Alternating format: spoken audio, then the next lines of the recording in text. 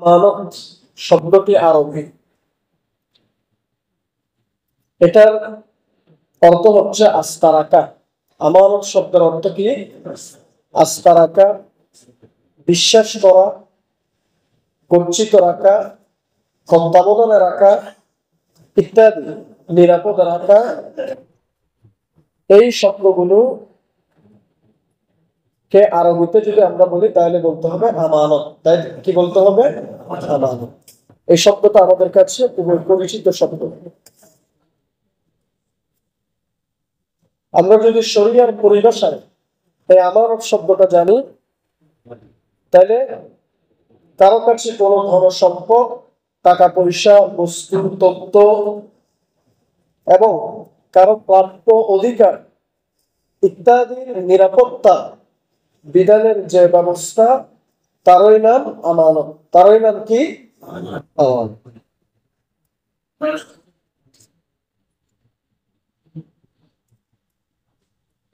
ইবনে আব্বাস রাদিয়াল্লাহু আনহু বর্ণনায় তিনি বলেন,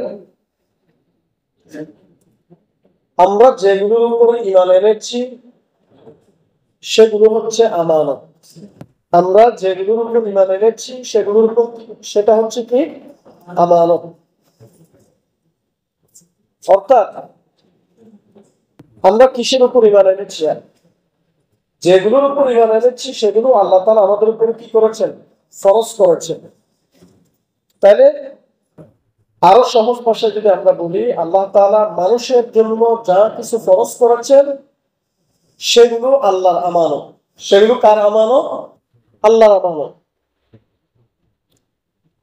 আর যেমন ধরেন আল্লাহ তাআলা আমাদের জন্য 5 ওয়াক্ত নামাজ ফরজ করেছেন, তাহলে এটা আল্লাহর আমানত। আমি যদি এই নামাজটা না পড়ি তাহলে আল্লাহর সাথে খেয়ানত করলাম। ধরেন আপনি আমাকে 10টা টাকা দিয়েছেন রাখার জন্য, সেই টাকাটা আমি ফেরত দিলাম না, তাহলে আমি আপনার সাথে খেয়ানত করলাম। ঠিক একই রকম আল্লাহ তাআলার পক্ষ থেকে যে ফরজ ইবাদতগুলো আল্লাহ তাআলা আমাদেরকে করার জন্য বলেছেন, সেগুলো যদি আমরা না করি তাহলে আমরা আল্লাহর বিধানের সাথে খেয়ানত করলাম। ঠিক মানুষও যখন আপনাকে কোনো কিছু গচ্ছিত রাখতে দিবে, আপনার কাছে যখন কোনো কিছু আমানত রাখতে দিবে, সেটা যখন আপনি খেয়ানত করবেন, তাকে পুরোপুরি ফিরিয়ে দিবেন না, তখন সেটা হবে কি? খেয়ানত। কোরআনুল কারীমে আল্লাহ তাআলা বলছেন, ইন্নাল্লাহা ইয়া'মুরুকুম আন তু'আদ্দুল আমানাতি ইলা আহলিহা। নিশ্চয় আল্লাহ তাআলা তোমাদেরকে নির্দেশ দিচ্ছেন যে আন তু'আদ্দুল আমানাতি ইলা আহলিহা, তোমরা যেন প্রাপ্ত আমানত সমূহ তার প্রাপকের কাছে পৌঁছে দাও। আমানত সমূহ তার প্রাপকের কাছে পৌঁছে দাও। এটা কি? ইন্নাল্লাহা ইয়া'মুরুকুম, আল্লাহ তাআলা তোমাদেরকে নির্দেশ দিচ্ছেন।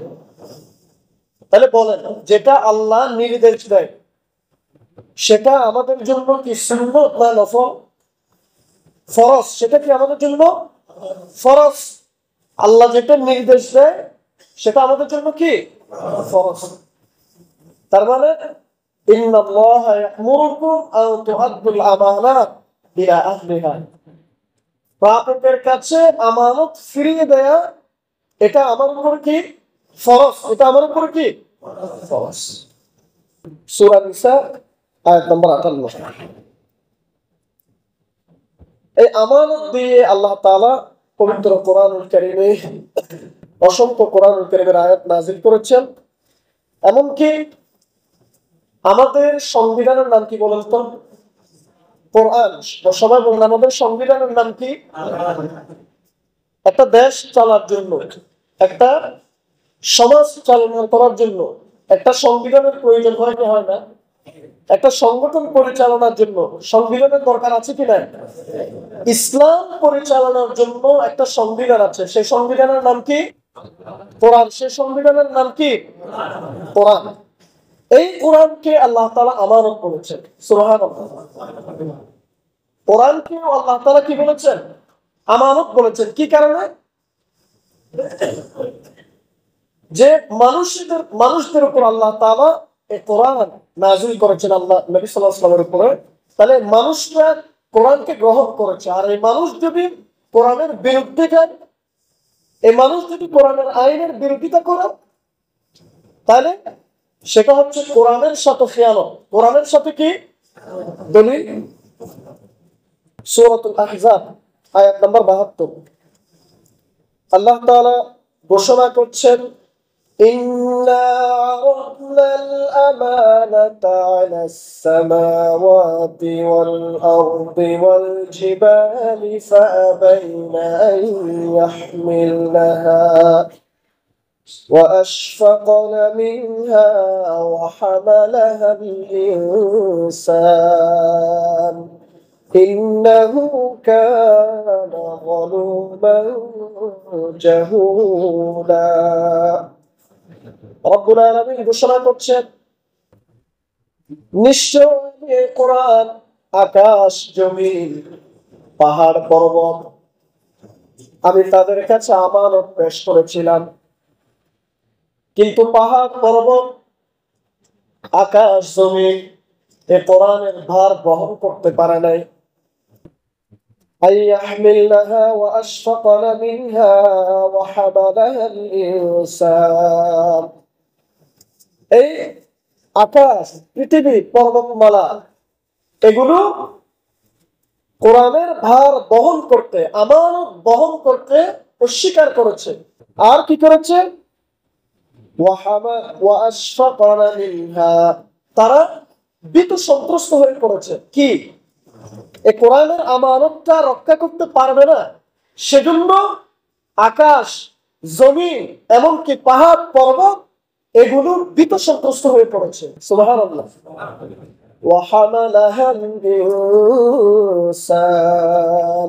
কিন্তু এই কোরআনের আমানত মানুষ গ্রহণ করেছে। ইনসান, ইনসান মানে কি? মানুষ। তাহলে আমি বানোয়াট কথা বলছি না, এটা ওয়াহামালাহাল ইনসান। আর মানুষ তা বহন করলো, কোরআনুল কারীমটা বহন করলো। আর কোরআনের এখানে নাম বলেছেন কি? আমানত। কোরআনের নাম কি বলেছেন? আমানত। এজন্য আল্লাহ বলছেন আয়াতের শেষ অংশে, যেহেতু মানুষ গ্রহণ করেছে আর মানুষ অকৃতজ্ঞ সেটাও আল্লাহ জানে। আর মানুষ এই কোরআনের ভার বহন করতে পারবে না, যেখানে আকাশ জমিন পাহাড় পর্বত সেগুলো গ্রহণ করে নাই আর মানুষ গ্রহণ করেছে। সেজন্য আল্লাহ বলছেন, ইন্নাহু কানা যালুমান জাহুলা। নিশ্চয় মানুষরা হচ্ছে জালিম, অজ্ঞ। এই মানুষরা জাহুলা, মূর্খ। কি কারণে? কারণ তারা কোরআনের ভার বহন করবে না। যেখানে পাহাড় পর্বত তারা আল্লাহর ভয়ে ভীত সন্ত্রস্ত হয়ে পড়েছে যে আমরা কোরআনের আমানত কিভাবে রক্ষা করব। জমিন আকাশ আল্লাহর ভয়ে ভীত সন্ত্রস্ত হয়ে পড়েছে, কিন্তু মানুষ গ্রহণ করেছে। সেজন্য আল্লাহ বলছেন, ইন্নাহু কানা যালুমান জাহুলা। এই মানুষ নিশ্চয় সে জালিম, নিশ্চয় সে অজ্ঞ, মূর্খ। তাহলে এই আয়াতে আল্লাহ কি বলছেন? আমানত সেটা কি? কোরআন। আমানত সেটা কি? কোরআন।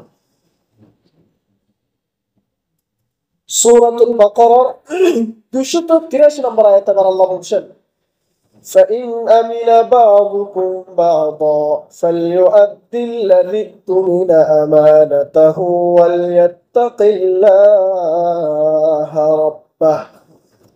যখন তোমাদের কোনো ব্যক্তি অপর কোনো ব্যক্তিকে কোনো আমানতের ব্যাপারে বিশ্বাস করে, তোমাদের কোনো ব্যক্তি অপর কোনো ব্যক্তিকে যখন আমানতের ব্যাপারে বিশ্বাস করে, ফালইউআদ্দি আল্লাযী তুমিনা আমানাতাহ। এমত অবস্থায় যাকে বিশ্বাস করা হয় তার উচিত সে যেন সেই আমানত যথাযথভাবে ফিরিয়ে দেয়। ওয়ালিয়াত্তাকিল্লাহা রাব্বাহ। এবং এই আমানত ফিরিয়ে দেওয়ার ক্ষেত্রে সে যেন তার প্রভু তার রবকে ভয় করে, এই আমানতের ব্যাপারে যেন ভয় করে। আচ্ছা, এখানে আল্লাহ বলছেন ফালইউআদ্দিল্লাযী তুমিনা আমানাতা, সে যেন তার প্রাপকের কাছে যথাযথভাবে পৌঁছিয়ে দেবে। এই যথাযথের একটা উদাহরণ আমাদের উস্তাদ আমাদেরকে দিয়েছিলেন পড়ানোর সময়। বলছেন, তোমাকে কেউ একটা 500 টাকার নোট দিল, যে এটা রেখে দাও, আমি যখন চাইবো তখন আমাকে দিয়ে দিবি। যে কোনো কারণে আপনি 500 টাকায় খরচ করেছেন, ওটা কি জন্য খরচ করেছেন? আমার তো বাসায় টাকা আছে, আমি ওই টাকাটা তাকে দিয়ে দিব। ঠিক একদিন পরে তার কাছে আপনি টাকা দিচ্ছেন, কিন্তু তার দেয়া নোট না, আপনি আপনার পকেট থেকে অন্য আর একটা 500 টাকার নোট দিলেন। তো আমাদের উস্তাদ আমাদেরকে বলছেন, তাহলে এটা যথাযথ প্রক্রিয়ায় আমানত রক্ষা হয়নি। যদিও টাকার মান 500, কিন্তু সে আপনাকে যে নোটটা দিয়েছে রাখার জন্য, ওটা আপনি কেন খরচ করলেন? এটা আপনি তাহলে আমানত পুরোপুরি রক্ষা করেন না, যথাযথ রক্ষা করেন না। সেজন্য এটা সূক্ষ্ম বিষয়। আবার দেখেন, আজকে যেখানে একটা নোট পরিবর্তন হলে যদি এরকম হয়, আজকে আমরা হাজার হাজার টাকা দুর্নীতি করছি। আমানত, দেশের আমানত, এই দেশের আমানত গুলো আমরা রক্ষা না করে বিদেশে পাচার করেছি। আল্লাহ বলছেন কি, ফাইন আমিনা বাদুকুম বাদা, তোমাদের কেউ যখন অপর কোনো ব্যক্তিকে বিশ্বাস করে আমানত দেয়, যে অমুক জিনিস তোমার কাছে রাখো, আমি তোমার থেকে আবার নিয়ে নেব, তাহলে ফালইউআদ্দিল্লাযী তুমিনা আমানাতা, সে যেন তার প্রাপকের কাছে এই আমানত ফিরিয়ে দেয়। আর এই আমানত ফিরিয়ে দেওয়ার ক্ষেত্রে ওয়ালিয়াত্তাকিল্লাহ রাব্বাহ, সে যেন তার রবকে ভয় করে। তাহলে এমনিতে আয়াতগুলো পড়লে, অর্থগুলো পড়লে এমনি এগুলো কিছু বুঝে আসবে না, কিন্তু এখানে যদি আপনি ব্যাখ্যা করেন, তাহলে আমানত যদি আবার ফিরিয়ে দিতে বলেন, ধরেন বাবা মারা গেল, বাবা মারা যাওয়ার পরে চাচার সম্পদের দায়িত্ব এবার রক্ষণাবেক্ষণ করো, কিন্তু সন্তান বড় হওয়ার পরেও এবার চাচার সম্পদ আর ফিরিয়ে দিচ্ছে না, এমন অহরহর ঘটনা আছে কিনা? তাহলে ফালইউআদ্দিল্লাযী তুমিনা আমানাতা ওয়ালিয়াত্তাকিল্লাহ রাব্বাহ, সে তার রবকে আমানত ফিরিয়ে দেওয়ার ক্ষেত্রে ভয় করে না।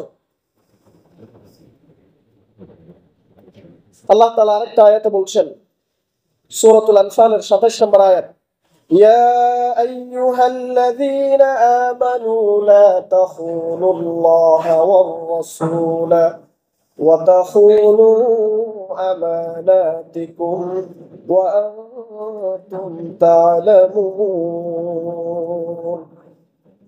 হে ঈমানদারেরা, লা তাখুনুল্লাহা ওয়ার রাসূল, তোমরা আল্লাহ এবং তার রাসূলের সাথে বিশ্বাসঘাতকতা করবে না, খেয়ানত করবে না। তাহলে বিশ্বাসঘাতকতা এটা কিসের বিপরীত? ধরেন দিনের বিপরীত কি? রাত। দিনের বিপরীত কি? পুরুষের বিপরীত মহিলা। তাহলে প্রত্যেকটা জিনিসের বিপরীত আছে কিনা? ঠিক একই রকম আমানতের বিপরীত হচ্ছে বিশ্বাসঘাতকতা। আমানতের বিপরীত কি? বিশ্বাসঘাতকতা। আল্লাহ বলছেন, লা তাখুনুল্লাহা ওয়ার রাসূল, তোমরা আল্লাহ এবং তার রাসূলের সাথে বিশ্বাসঘাতকতা করবে না। ওয়া তাখুনু আমানাতিকুম ওয়া আনতুম তা'লামুন, আর জেনে শুনে তোমাদের নিজেদের পরস্পরের আমানতের খেয়ানত করবে না। জেনে শুনে পরস্পর নিজেদের আমানতের খেয়ানত করবে না। এছাড়াও আল্লাহ তাআলা সূরাতুল মুমিনুনের 8 নম্বর এবং সূরাতুল মাআরিজের 32 নম্বর আয়াতে একই রকম ঘোষণা দিয়েছে, আমরা যারা মুমিন দাবি করি, মুমিনদের কিছু গুণাবলী আল্লাহ তাআলা বলেছে। সেই মুমিনদের গুণাবলীর মধ্যে অন্যতম একটি গুণাবলী হচ্ছে ওয়াল্লাযীনা হুম লিআমানাতিহিম ওয়া আহদিহিম রাউন, যারা নিজেদের আমানত ও প্রতিশ্রুতি ওয়াদা রক্ষা করে, তারা হচ্ছে ঈমানদার। সুবহানাল্লাহ। তাহলে ঈমানের সাথে সম্পৃক্ত হচ্ছে কি? আমানত। ঈমানের সাথে সম্পৃক্ত কি? আমানত।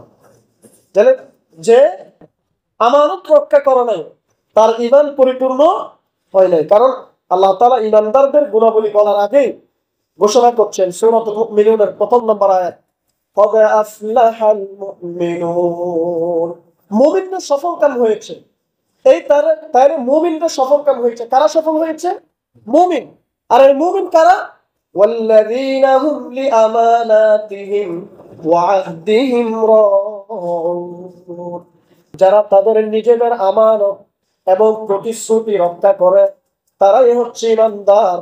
আর যারা ঈমানদার তারা হচ্ছে সফলকাম। ঘোষণাকার আল্লাহ। তাহলে আল্লাহ বলছেন ঈমানদাররা সফলকাম। আর সফলকাম হওয়ার জন্য মুমিন হওয়া অবশ্যই উচিত। আর মুমিনদের গুণাবলী কি? আমানত রক্ষা করা। মুমিনদের গুণাবলী কি? আমানত রক্ষা করা। কোরআন কারীমে এভাবে আমানত সম্পর্কে বিস্তারিত বিভিন্ন আয়াতে বলা হয়েছে। হাদিসে আমানত সম্পর্কে বিভিন্ন হাদিস এসেছে।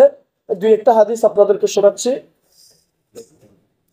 عن أنس رضي الله عنه قال فلما خطبنا رسول الله صلى الله عليه وسلم إلا قال لا إيمان لمن لا أمانة ولا دين لمن لا عهد له আনাস রাদিয়াল্লাহু আনহু বর্ণনা করেন রাসূল করিম সাল্লাল্লাহু আলাইহি ওয়াসাল্লাম ভাষণ যখন দিয়েছেন তখন তার ভাষণের মধ্যে খুব কমই এমন হয়েছে যে তিনি আমানতের কথা বলে নাই। এটা খুব অল্প সময়ে হয়েছে।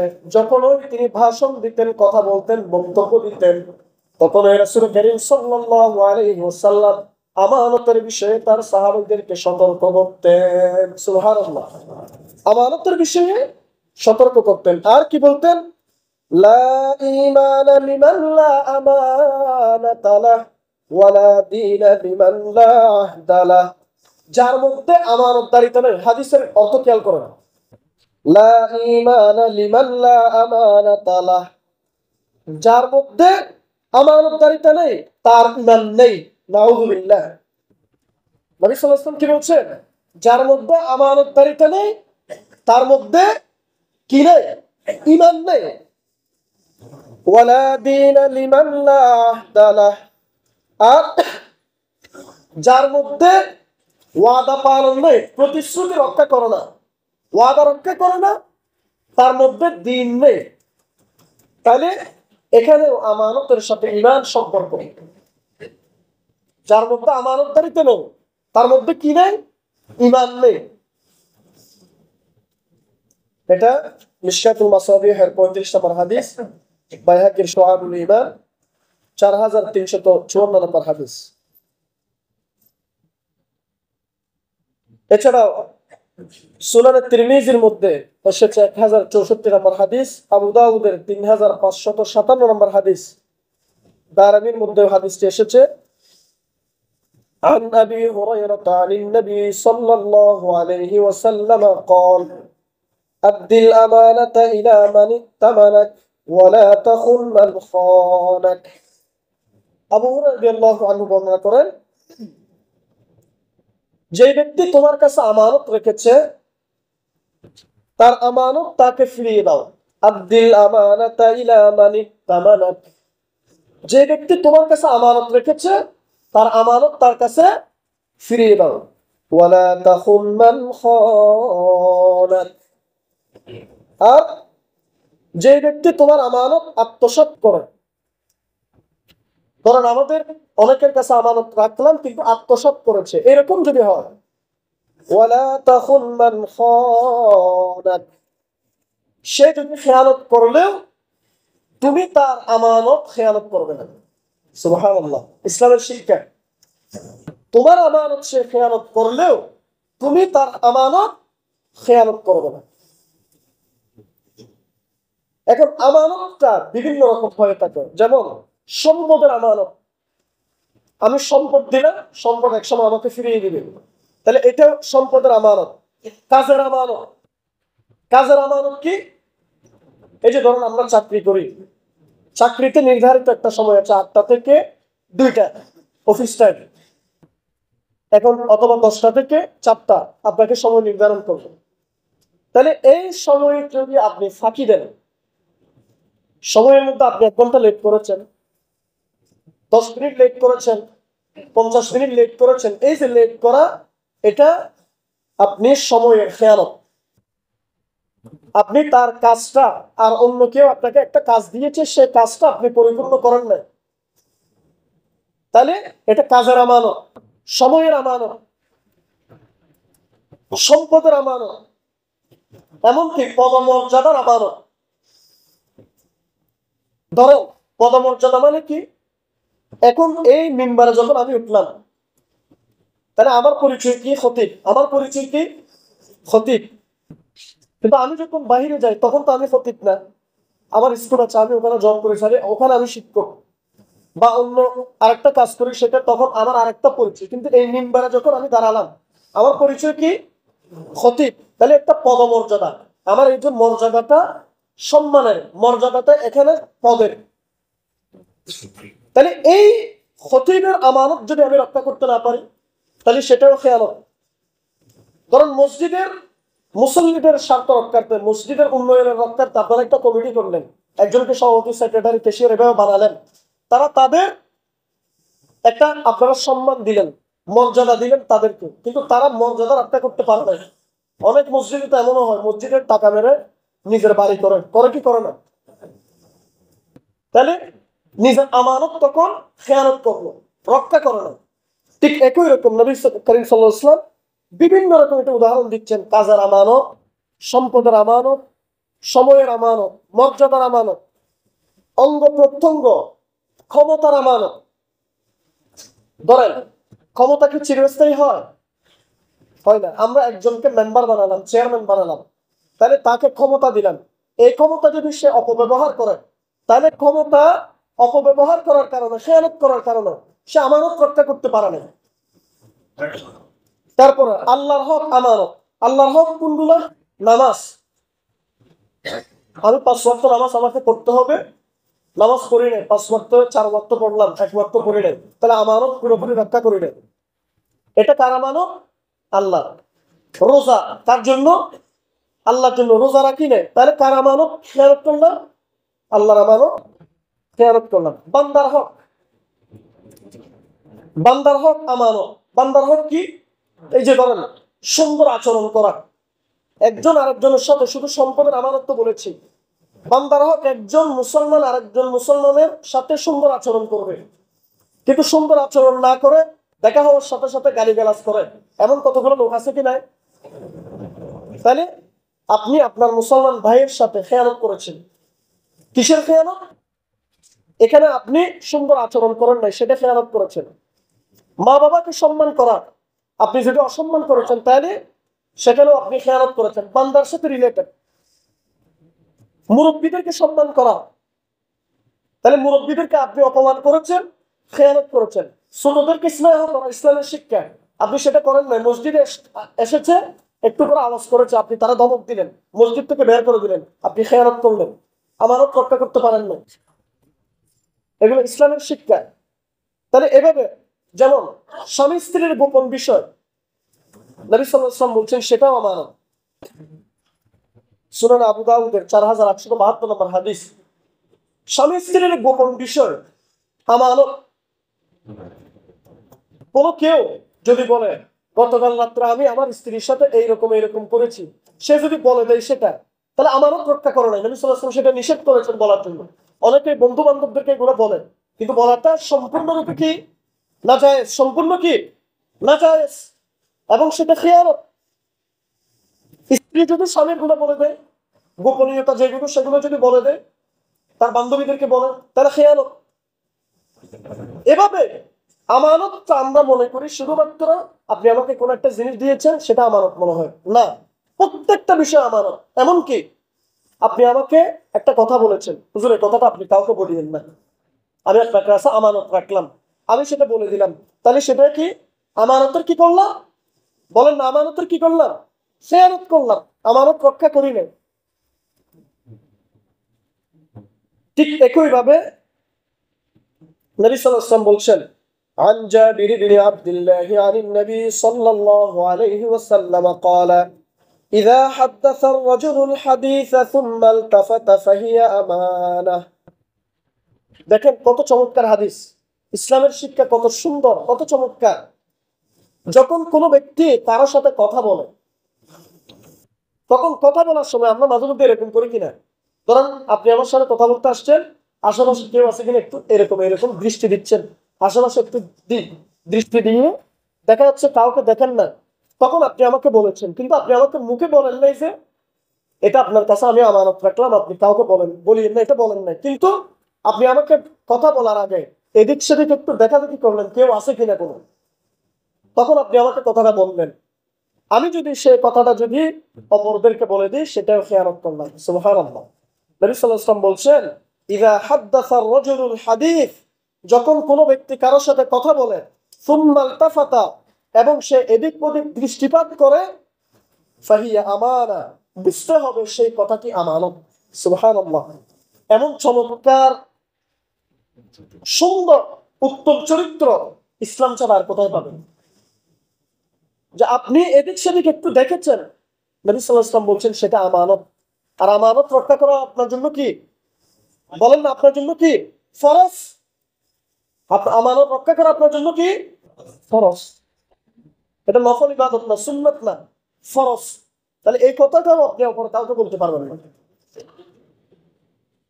সম্মানিত হাজিরিন, নবী সাল্লাল্লাহু আলাইহি ওয়াসাল্লামের আরেকটা হাদিস, আল মাজালিসু বিল আমানাতি ইল্লা সালাসাতা মাজালিস সাফকু দামিন হারামিন আও ফারজুন হারামুন আও ইকতিতাউ মালিন বিগাইরি হাক্কিন।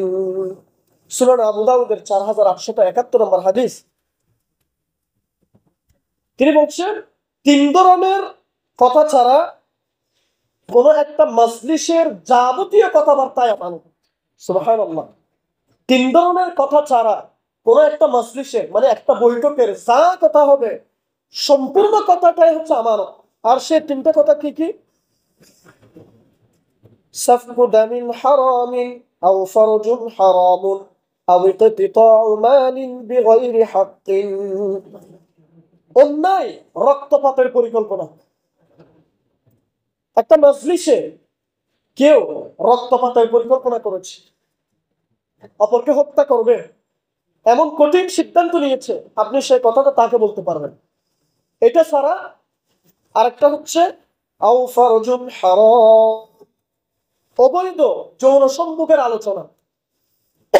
কোন একটা বৈঠকে আপনি শুনেছেন বা আপনার সামনে বলা হয়েছে অমুকের সাথে সে জেনা করবে অবৈধভাবে, তাহলে আপনি সেটা তাকে বলে দিবেন।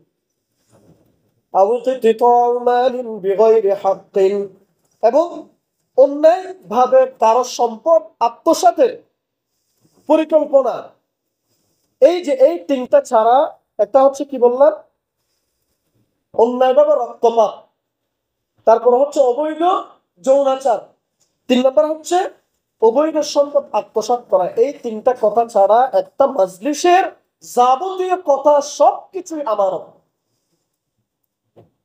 এটার যদি, এই হাদিসের যদি 5% যদি আমরা মানতে পারতাম, পুরো সমাজটা শান্তিময় হয়ে যেত। বিশেষ করে নারীদের ক্ষেত্রে, একজন আরেকজনের সাথে খানাখানি করে অমুক এটা করছে তমুক এটা করছে, একজন আরেকজনের পিছনে লেগে থাকি। সবাই সৎ উদ্দেশ্যে সবকিছু করে না। এই যে কথার কথা,